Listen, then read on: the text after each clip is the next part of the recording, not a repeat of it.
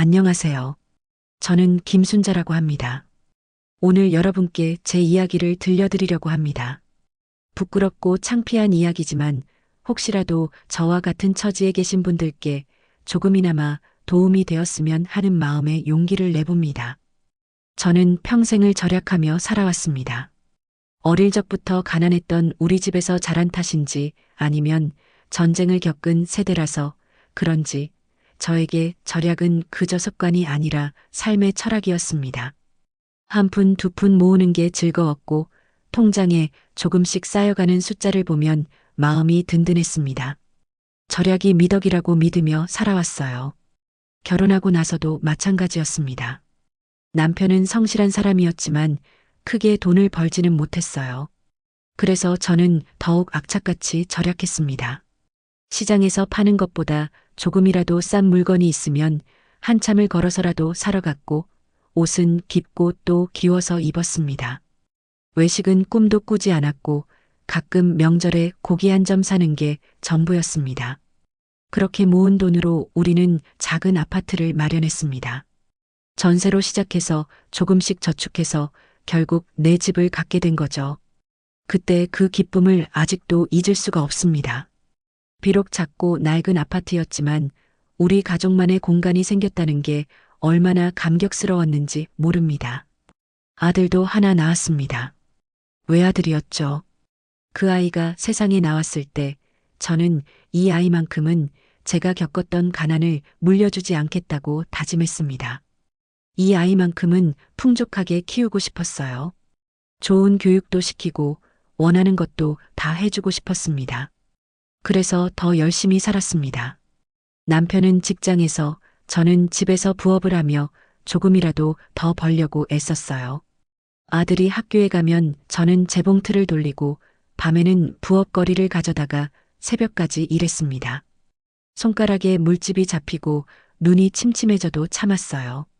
내 아들만 잘 되면 된다는 생각뿐이었습니다. 아들은 제 기대에 어긋나지 않게 잘 자라줬습니다. 공부도 곧잘 했고 착하기도 했어요. 학교에서 상도 여러 번 받아왔고 선생님들도 칭찬을 많이 하셨습니다. 그럴 때마다 저는 가슴이 벅차올랐습니다. 내가 고생한 보람이 있구나 싶었죠. 아들은 대학도 졸업하고 좋은 직장도 얻었습니다. 그리고 직장에서 만난 여자와 사귀더니 결혼까지 했어요. 며느리는 첫인상이 괜찮았습니다. 예쁘장하고 말도 잘하고요. 저는 이제 우리 아들도 제품을 떠나 자기 가정을 꾸리는구나 싶어서 뿌듯하면서도 한편으로는 쓸쓸했습니다. 결혼하고 얼마 지나지 않아 손주도 생겼어요. 예쁜 손녀였습니다.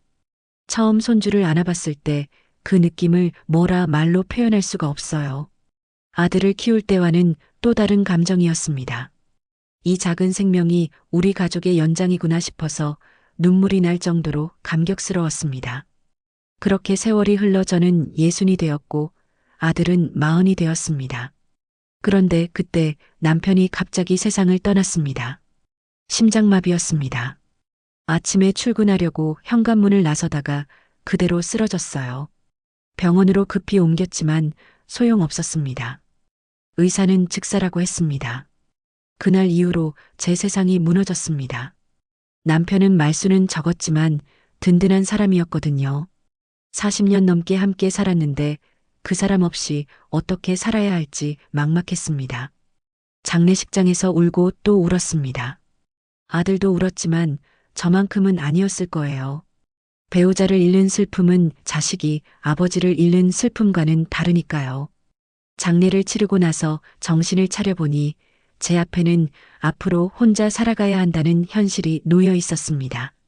남편이 벌어오던 수입도 끊겼고 남편의 연금도 일부만 받을 수 있었어요. 앞으로 어떻게 살아야 하나 막막했습니다. 그런데 남편이 보험에 가입되어 있었다는 걸 알게 됐습니다. 남편은 저 몰래 생명보험에 가입해뒀더라고요. 아마도 가장으로서 혹시 모를 상황에 대비한 거였겠죠. 보험금이 꽤 큰 금액이었습니다. 5억 원이었어요. 보험금을 받고 나서 저는 한참을 생각했습니다. 이 돈을 어떻게 써야 할까? 제가 쓰자니 남편이 피땀 흘려낸 보험료가 아깝고 그냥 저축하자니 뭔가 의미 있게 써야 할 것 같고요. 사실 5억 원이면 제가 남은 인생 편하게 살 수 있는 돈이었어요. 하지만 저는 그렇게 쓸 생각이 없었습니다. 그때 아들이 찾아왔습니다. 아들은 조심스럽게 말을 꺼냈어요. 엄마, 사실은 우리 집이 좀 좁아서 이사를 하려고 하는데 아들네 가족은 그때 작은 아파트에서 전세로 살고 있었습니다. 손주가 크면서 공간이 부족해진 거죠. 아들은 더 큰 집으로 이사를 가고 싶어 했습니다. 하지만 전세금을 올려야 하는 상황이었어요. 저는 그 말을 듣는 순간 망설임 없이 결정했습니다. 남편의 보험금으로 아들에게 아파트를 사주기로요. 어차피 저 혼자 쓸 돈도 아니고 아들이 잘 되는 게 제 행복이니까요. 부동산을 알아보고 다녔습니다. 5억 원으로 살 수 있는 괜찮은 아파트를 찾았습니다. 신축은 아니었지만 깨끗하고 넓은 평수에 학군도 좋은 곳이었어요. 아들과 며느리가 무척 좋아했습니다. 계약하는 날 아들이 제 손을 꼭 잡으며 말했습니다. 엄마 고마워요. 정말 고마워요. 엄마 은혜 평생 잊지 않을게요. 며느리도 옆에서 감사하다고 여러 번 말했습니다. 저는 그저 흐뭇했습니다. 그리고 아들에게 말했어요. 너 잘 되는 게 내 행복이다. 걱정 말고 잘 살아라. 그렇게 아들네 가족은 새 아파트로 이사를 갔습니다.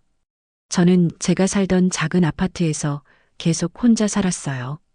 남편이 없는 집이 너무 쓸쓸했지만 아들이 잘 사는 모습을 보면 위안이 됐습니다. 그런데 아파트를 사준 이후로 아들의 태도가 조금씩 달라지기 시작했습니다. 처음에는 자주 전화하고 안부도 물었는데 점점 연락이 뜸해졌어요. 한 달에 한 번 오던 것이 두 달에 한 번이 되고 나중에는 명절에나 볼까 말까 했습니다. 그래도 저는 이해했습니다. 아들도 바쁘고 며느리도 일하고 손주도 키우느라 정신없겠지. 그러려니 했어요. 오히려 제가 더 자주 연락하고 찾아갔습니다. 갈 때마다 손주 용돈도 주고 반찬도 해다 주고요. 그러던 어느 날 아들이 생활비가 부족하다고 했습니다. 집을 사느라 대출을 좀 받았는데 대출 이자가 부담스럽다는 거였어요. 저는 제 연금과 남편 연금을 합쳐서 아들에게 보태줬습니다. 한 달에 50만 원씩이었어요. 그 다음에는 손주 학원비였습니다. 손주가 초등학교에 들어가면서 학원을 여러 개 다니게 됐는데 비용이 만만치 않다는 거였어요. 며느리가 전화해서 말했습니다. 어머님, 죄송한데 아이 학원비 좀 도와주실 수 있으세요? 요즘 애 교육비가 장난이 아니에요. 저는 흔쾌히 도와줬습니다. 손주 교육은 중요하니까요. 한 달에 30만 원씩 학원비를 보태줬습니다. 그렇게 생활비, 학원비를 보태주다 보니 제 통장은 조금씩 비어갔습니다. 하지만 저는 개의치 않았어요. 제가 쓸 돈은 얼마 안 되니까요. 혼자 사는데 돈이 얼마나 들겠어요.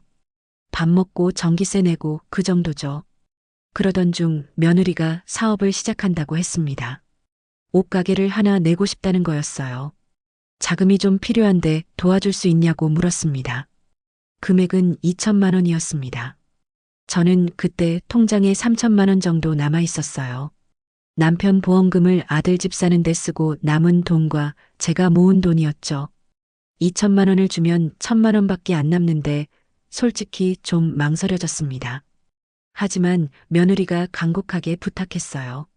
어머님, 이 사업만 잘 되면 저희가 훨씬 여유로워질 거예요. 그럼 어머님께 더 잘해드릴 수 있고요. 제발 도와주세요. 아들도 거들었습니다. 엄마, 이번 기회가 우리한테 정말 중요해. 부탁이야. 저는 결국 2천만 원을 내줬습니다. 며느리는 고맙다며 잘 쓰겠다고 했어요. 저는 속으로 생각했습니다. 사업이 잘 돼서 우리 아들네 가족이 더 잘 살게 되면 좋겠다고요. 그런데 이상한 낌새가 느껴진 건 작년 봄이었습니다. 저는 그때 71살이었어요. 어느 날 아들이 전화해서 슬쩍 물었습니다. 엄마, 보험 가입했던 거 아직 있어? 정리 좀 해야 하지 않아? 저는 그 말을 대수롭지 않게 넘겼습니다. 나이 든 사람이 보험 정리하는 건 흔한 일이니까요. 저도 보험이 몇 개 있었는데 뭘 정리해야 하나 싶었어요. 그런데 며칠 뒤 아들이 보험 설계사를 데리고 집에 찾아왔습니다. 그리고 서류를 내밀며 말했어요. 엄마 보험 수익자를 바꿔야 해요. 지금은 어머니로 되어 있는데 혹시 모르니 저로 바꾸려고요. 저는 그때도 별 생각 없이 서류에 사인했습니다. 아들 말이 맞는 것 같았거든요. 그런데 지금 생각해보면 그때부터 아들의 태도가 더 이상해졌습니다. 전화할 때마다 제 건강을 물어봤어요. 물론 자식이 부모 건강 걱정하는 건 당연한 일이지만 뭔가 다른 느낌이었습니다. 진짜 걱정하는 게 아니라 확인하는 느낌이랄까요? 엄마, 요즘 어디 아픈 데 없어? 엄마, 병원은 정기적으로 다니고 있어? 엄마, 검진 받아봤어? 그런 질문들이 자꾸 이어졌습니다. 저는 그냥 효자가 된 건가 싶어서 대답했어요. 아니, 괜찮아. 어디 아픈 데 없어. 그러면 아들은 묘한 표정을 지었습니다. 실망한 것 같기도 하고 안도한 것 같기도 한 표정이었어요. 지금 생각하면 그게 실망이었던 것 같습니다. 그해 가을, 저는 몸이 좀 이상했습니다. 소화도 안 되고 속이 자꾸 쓰리고 밥맛도 없었어요. 처음에는 나이 들어서 그런가 보다 했는데 점점 심해졌습니다. 체중도 빠지기 시작했고요. 아들에게 전화했습니다. 얘야, 엄마가 요즘 몸이 좀 안 좋아서 병원에 가봐야 할 것 같아. 그랬더니 아들이 이렇게 말했어요. 엄마, 그럼 큰 병원에서 정밀 검사 받아봐요. 제대로 검사해야 해요. 저는 아들이 제 건강을 걱정해서 그러는 줄 알았습니다. 그래서 대학병원에 예약을 잡고 검사를 받았어요. 내시경도 하고 피검사도 하고 여러 가지 검사를 다 했습니다. 일주일 후 결과를 들으러 병원에 갔습니다. 의사 선생님은 심각한 표정으로 말씀하셨어요. 위암입니다. 다행히 초기라서 수술하면 완치 가능성이 높습니다. 그 말을 듣는 순간 머릿속이 하얘졌습니다. 암이라니. 저한테 암이 생겼다니. 믿기지 않았어요. 평생 건강하게 살았는데 담배도 안 피우고 술도 안 마셨는데 어떻게 제가 암에 걸렸을까요? 병원에서 나와 떨리는 손으로 아들에게 전화했습니다. 얘야, 엄마가 위암이래. 전화기 너머로 아들의 목소리가 들렸습니다. 초기예요? 수술하면 돼요? 응, 초기라서 수술하면 된대. 그럼 다행이네요. 엄마, 보험 청구 절차 밟으세요. 진단비 나올 거예요. 저는 그 말에 마음이 좀 이상했습니다. 엄마가 암에 걸렸다는데 첫마디가 보험 청구라니. 하지만 아들이 돈 걱정해서 그러는 거겠지 싶어서 넘어갔어요. 보험 청구를 했더니 진단비가 나왔습니다. 5천만 원이었어요. 저는 그 돈을 수술비와 치료비로 쓰려고 했습니다. 그런데 아들이 집으로 찾아왔습니다. 며느리도 함께요. 아들은 보험금 이야기를 꺼냈습니다. 엄마, 보험금 5천만 원 나왔죠? 왜? 엄마가 치료비로 써야 하는데. 엄마, 치료비는 제가 다 낼게요. 그러니까 보험금은 제가 받아서 관리할게요. 저는 이해가 안 갔습니다. 왜 아들이 제 보험금을 가져가려고 하는지. 나중에 알고 보니 제 보험 수익자가 아들로 되어 있어서 보험금이 자동으로 아들에게 갔더라고요. 제가 서류에 사인한 게 그런 의미였던 거죠. 그때야 깨달았습니다. 아들이 왜 그렇게 수익자를 바꾸려고 했는지. 아들은 보험금을 받고 기뻐했습니다. 며느리도 함께 좋아했어요. 저는 그 모습을 보면서 뭔가 이상하다는 느낌을 지울 수 없었습니다. 엄마가 암에 걸렸는데 왜 저렇게 좋아하는 걸까? 물론 돈이 생겨서 기쁠 수도 있겠지만 그래도 뭔가 이상했어요. 입원 날짜가 잡혔습니다. 수술 전에 일주일 정도 입원해서 검사를 더 받아야 한다고 했어요. 저는 짐을 싸서 병원으로 갔습니다. 혼자서요. 병원에 입원하는 동안 아들과 며느리는 딱 한 번 왔습니다. 그것도 30분도 안 되어서 갔어요. 며느리는 사업 때문에 바쁘다고 했고 아들은 회사 일이 많다고 했습니다. 엄마, 죄송해요. 우리가 정말 바빠서요. 엄마 혼자서도 잘하실 거예요. 그렇게 말하고는 후다닥 가버렸습니다. 저는 빈 병실에 혼자 남아서 눈물을 흘렸습니다. 이렇게 외로울 수가 없었어요. 옆 병상에 계신 환자분은 가족들이 매일 찾아오는데 저는 혼자였어요. 수술 날짜가 잡혔습니다. 수술 전날 저는 아들에게 전화했습니다. 얘야, 내일 수술인데 올 수 있어? 엄마, 죄송한데 내일 정말 중요한 회의가 있어서 못 갈 것 같아요. 그래도 엄마 수술인데. 엄마, 초기 암이잖아요. 수술 간단하다고 의사 선생님도 그러셨대요. 걱정하지 마세요. 저는 며느리에게도 전화했습니다. 혹시 며느리라도 올 수 있지 않을까 싶어서요. 며느리야, 내일 엄마 수술인데 시간 되면 와줄 수 있어? 며느리는 성의 없이 대답했습니다. 어머님, 제가 사업 때문에 정말 바빠요. 가능하면 가볼게요. 가능하면 가보겠다는 말은 안 오겠다는 말과 같았습니다. 저는 그걸 알면서도 혹시나 하는 마음에 기대했어요. 수술 당일 아침 간호사가 와서 수술 동의서에 보호자 사인을 받아야 한다고 했습니다. 보호자분이 어디 계세요? 아직 안 왔어요. 수술 시작 전까지는 와야 하는데요. 저는 불안한 마음으로 기다렸습니다. 아들이나 며느리가 오겠지. 설마 안 오겠어. 그렇게 믿으면서요. 하지만 수술 시간이 다 되도록 아무도 오지 않았습니다. 결국 간호사에게 사정을 이야기하고 제가 직접 서류에 사인했습니다. 보호자 없이 수술을 받게 된 거죠. 수술실로 가는 침대에 누워서 복도를 지나가면서 저는 생각했습니다. 이게 맞나? 내가 평생 아들을 위해 살았는데 엄마 수술에 아들이 오지 않는 게 맞나? 눈물이 주르륵 흘러내렸어요. 수술은 3시간 정도 걸렸습니다. 다행히 성공적이었다고 했어요. 암 조직을 다 제거했고 전이도 없었다고 했습니다. 저는 마취에서 깨어나면서 주변을 둘러봤습니다. 아무도 없었습니다. 회복실에 혼자 누워 있으니까 서럽고 슬펐습니다.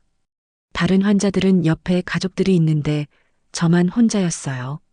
간호사들이 안쓰러운 눈으로 저를 봤습니다. 보호자는 안 오세요? 바빠서 못 온대요. 간호사가 한숨을 쉬었습니다. 그래도 수술인데. 아무튼 수술 잘 끝났으니까 이제 회복만 하시면 돼요. 회복실에서 병실로 옮겨갔을 때도 혼자였습니다. 저는 그날 밤 혼자 울었어요. 소리내서 울었습니다. 너무 서럽고 억울하고 분했어요. 나는 평생 아들을 위해 살았는데, 남편 보험금을 다 아들한테 줬는데, 생활비도 보태주고 학원비도 주고 사업 자금도 줬는데, 그런데 엄마 수술에 아들이 안 온다고? 이게 말이 돼? 분노가 치밀어 올랐습니다. 아들에게 화가 났고 며느리에게도 화가 났고 무엇보다 제 자신에게 화가 났습니다. 왜 이렇게 바보같이 살았을까? 왜 아들한테 모든 걸 퍼줬을까? 수술 다음 날 아들이 전화했습니다. 엄마, 수술 잘 됐어요? 응, 다행이네요. 제가 어제 정말 바빠서 못 갔어요. 미안해요. 미안하다는 말이 전혀 미안하게 들리지 않았습니다. 그냥 형식적으로 하는 말 같았어요. 그래. 저는 짧게 대답하고 전화를 끊었습니다. 아들은 제가 왜 화났는지도 모르는 것 같았어요. 이번 기간 동안 아들은 딱 2번 더 왔습니다. 그것도 짧게요. 올 때마다 바쁘다고, 회사 일이 많다고, 며느리 사업도 바쁘다고 그런 말만 했어요. 병문안을 온 건지 의무감에 들른 건지 구분이 안 갈 정도였습니다. 일주일 후 퇴원 날짜가 잡혔습니다. 의사 선생님은 회복이 빠르다며 집에서 쉬면서 식이요법하고 정기적으로 병원 오라고 하셨어요. 저는 혼자 짐을 챙겨서 택시를 타고 집으로 향했습니다. 수술한 지 일주일밖에 안 돼서 몸이 힘들었지만 혼자 해야 했어요. 택시 기사님이 안쓰러워하며 짐을 들어다 주셨습니다. 집에 도착해서 문을 열려고 하는데 문이 안 열렸습니다. 열쇠를 넣어도 돌아가지 않았어요. 뭔가 이상했습니다.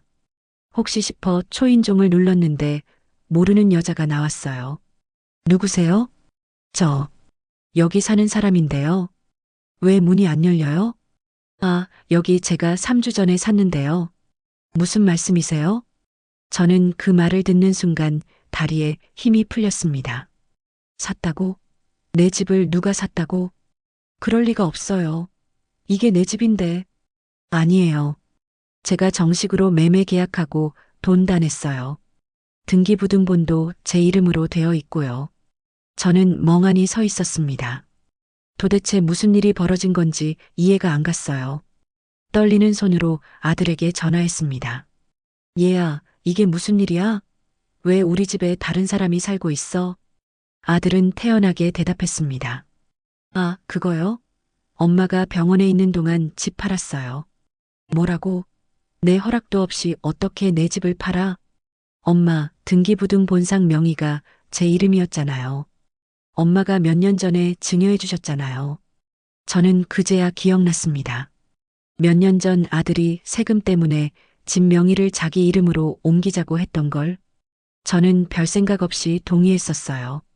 내 집인데 명의만 바뀌는 거라고 생각했거든요. 설마 아들이 그걸 팔 줄은 몰랐죠. 그래도 엄마한테 말이라도 해야 하는 거 아니야? 엄마, 저희가 급하게 돈이 필요했어요. 며느리 사업이 잘 안 돼서 빚이 좀 생겼거든요. 그래서 집을 팔아서 빚을 갚고 사업 자금도 보태야 했어요. 그럼 나는 어디 가서 살아? 엄마, 일단 우리 집으로 오세요. 같이 살면 되잖아요. 저는 기가 막혔습니다. 내 집을 팔아놓고 같이 살자고? 그것도 며느리 사업 자금 때문에 배신감이 밀려왔어요. 온몸이 떨렸습니다. 사업이 잘 되면 다 갚을 거예요, 엄마. 걱정하지 마세요. 아들의 목소리에는 미안함도 죄책감도 없었습니다. 그냥 당연하다는 듯이 말했어요. 저는 더 이상 말하고 싶지 않아서 전화를 끊었습니다. 갈 곳이 없었습니다. 수술한 지 얼마 안 돼서 몸도 힘들고 짐도 들고 저는 막막했어요. 결국 아들 집으로 갈 수밖에 없었습니다. 제 보험금으로 사준 그 아파트로요. 택시를 타고 아들 집 앞에 도착했습니다. 초인종을 눌렀더니 며느리가 나왔어요. 며느리는 저를 보더니 시큰둥한 표정을 지었습니다. 어머님 오셨어요. 응, 들어가도 되겠니? 네, 들어오세요. 집 안으로 들어가니 손주가 있었습니다. 손주는 저를 보고도 반갑게 인사하지 않았어요. 그냥 쳐다보기만 했습니다. 할머니가 한동안 여기서 같이 살 거야. 며느리가 손주에게 말했습니다. 손주는 싫은 표정을 지었어요. 엄마, 할머니가 왜 우리 집에 와? 할머니 집이 없어져서 그래. 저는 그 말을 듣고 가슴이 찢어지는 것 같았습니다. 내가 사준 집에서 내 손주가 나를 반기지 않다니. 아들이 퇴근하고 집에 왔을 때도 별로 미안해하는 기색이 없었습니다. 오히려 당연하다는 듯이 말했어요. 엄마, 방은 작은 방 쓰세요. 우리가 써야 할 방이 많아서요. 작은 방은 정말 작았습니다. 창문도 작고 햇빛도 잘 안 들어오는 방이었어요. 하지만 저는 뭐라 할 수가 없었습니다. 갈 곳이 없었으니까요. 그날부터 저는 아들 집에서 살게 됐습니다. 하지만 그건 사는 게 아니라 얹혀 사는 거였어요. 아들과 며느리는 저를 가족이 아니라 짐 취급했습니다. 수술한 지 얼마 안 돼서 아직 몸이 불편한데도 저는 아침을 차려야 했습니다. 며느리는 사업 때문에 바쁘다는 이유로 집안일을 저한테 다 떠넘겼어요. 설거지, 빨래, 청소, 장보기. 모든 집안일을 제가 했습니다. 손주 학원 등하원도 제가 했고요. 저는 환자인데 가정부처럼 일해야 했어요. 밤에는 더 힘들었습니다. 작은 방에 누워 있으면 거실에서 아들네 가족이 웃으며 이야기하는 소리가 들렸어요. 손주가 제잘거리고 아들과 며느리가 웃는 소리. 저는 그 소리를 들으면서 외로움에 울었습니다. 어느 날 저녁 저는 용기를 내서 아들에게 말했습니다. 얘야, 엄마가 병원비는 어떻게 됐어? 수술비랑 치료비 말이야. 아들은 귀찮다는 듯이 대답했습니다. 엄마, 그거 보험금에서 다 나왔잖아요. 아니, 보험금은 내가 다 가져갔잖아. 그리고 넌 엄마 치료비 낸다고 했어. 엄마 보험금이 5천만 원이었고 치료비가 한 천만 원 정도 들었으니까 4천만 원은 남는 거잖아요. 그거 제가 가진 거예요. 저는 어이가 없었습니다. 내 병원비를 내 보험금으로 내놓고 남은 돈은 자기가 가졌다고 당당하게 말하다니. 그리고 엄마 앞으로 생활비 좀 내셔야 할 것 같아요. 생활비? 네, 엄마가 여기 사시면서 밥도 먹고 전기도 쓰시잖아요. 한 달에 50만 원만 내주세요. 저는 믿을 수가 없었습니다. 내가 사준 집에서 생활비를 내라고? 그것도 한 달에 50만 원씩이나? 얘야, 이 집은 엄마가 아빠 보험금으로 사준 거잖아. 그런데 생활비를 내라고? 엄마, 지금 이 집 명의는 제 이름이에요. 법적으로 제 집이라고요. 그리고 엄마가 여기 계시면 비용이 드는 건 사실이잖아요. 며느리도 거들었습니다. 어머님, 요즘 물가가 얼마나 비싼데요? 어머님 드시는 식비, 전기세, 수도세 생각하면 50만 원도 적은 거예요.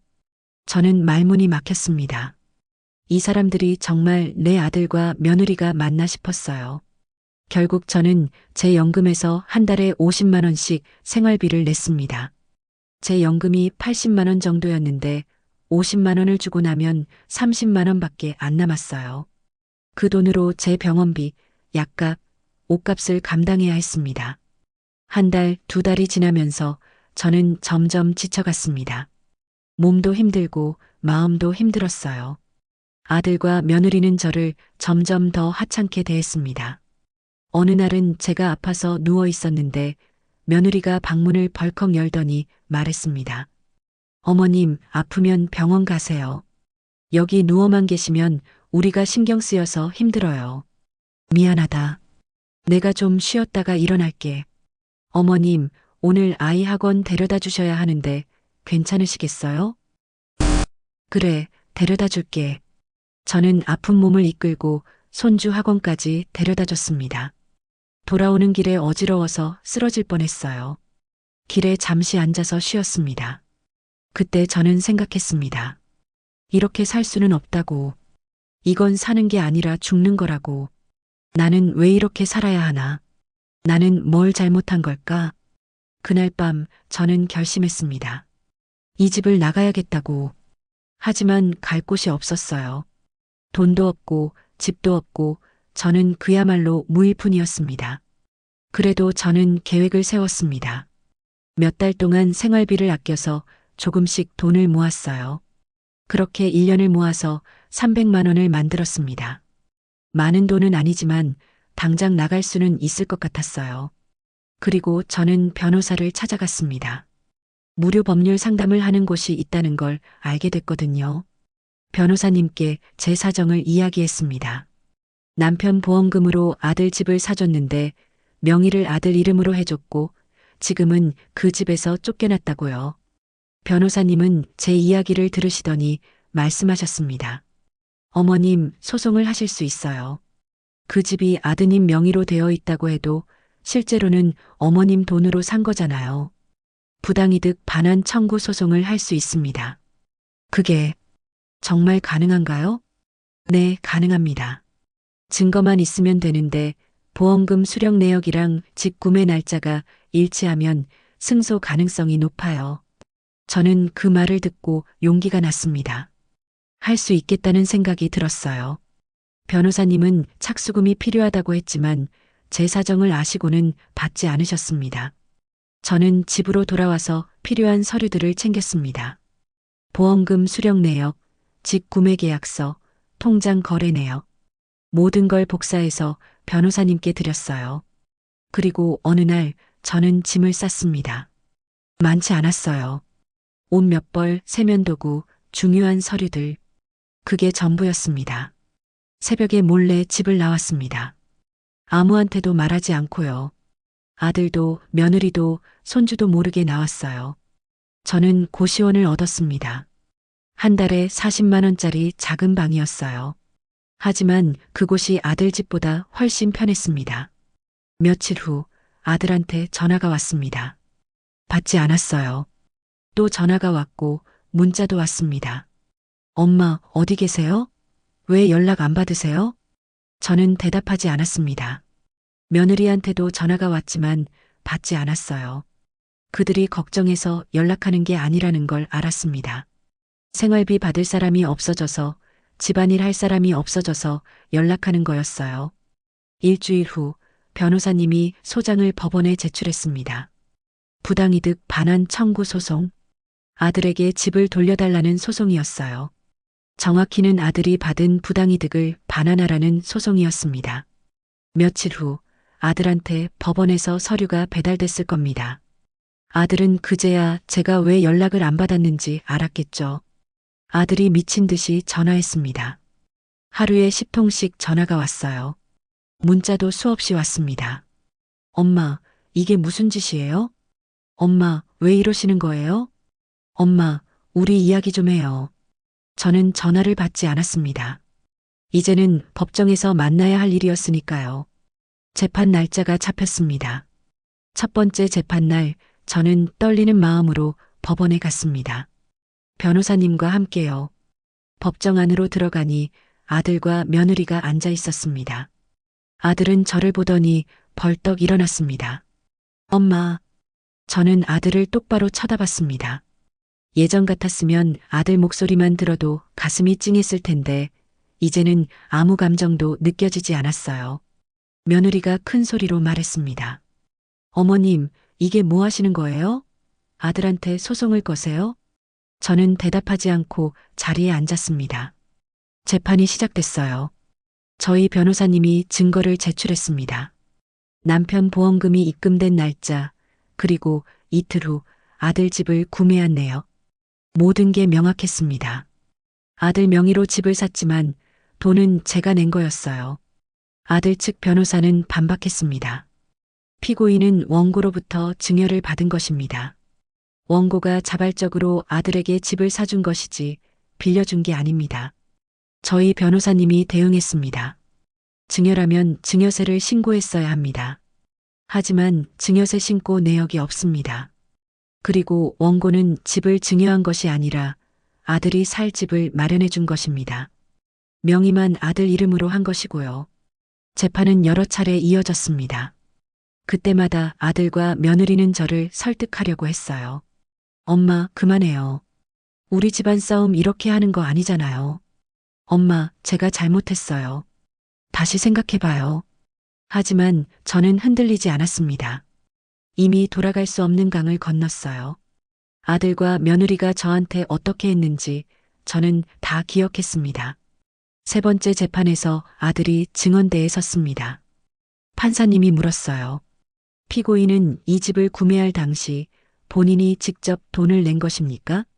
아들은 머뭇거리다가 대답했습니다. 아니요. 어머니가 내셨습니다. 그럼 이 집은 실질적으로 원고의 재산이 아닙니까?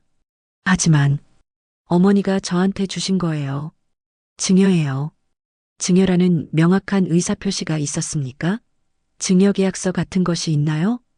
그런 건 없지만 어머니가 저한테 주신 거라고 말씀하셨어요. 저희 변호사님이 물었습니다. 피고인, 원고가 정확히 뭐라고 말했는지 기억하십니까? 아들은 당황하며 대답했습니다. 네. 엄마가 너 잘 되는 게 내 행복이다라고 하셨어요. 변호사님이 다시 물었습니다. 그 말이 집을 완전히 준다는 의미입니까? 아니면 아들이 잘 살기를 바라는 부모의 마음을 표현한 것입니까? 아들은 대답하지 못했습니다. 재판은 네 번째, 다섯 번째로 이어졌습니다. 그 과정에서 아들이 저를 어떻게 대했는지도 다 나왔어요. 수술날 병원에 오지 않은 것, 집을 몰래 판 것, 생활비를 요구한 것. 모든 게 기록으로 남았습니다. 판사님은 심각한 표정으로 사건을 지켜봤습니다. 그리고 마지막 재판에서 판결을 내렸어요.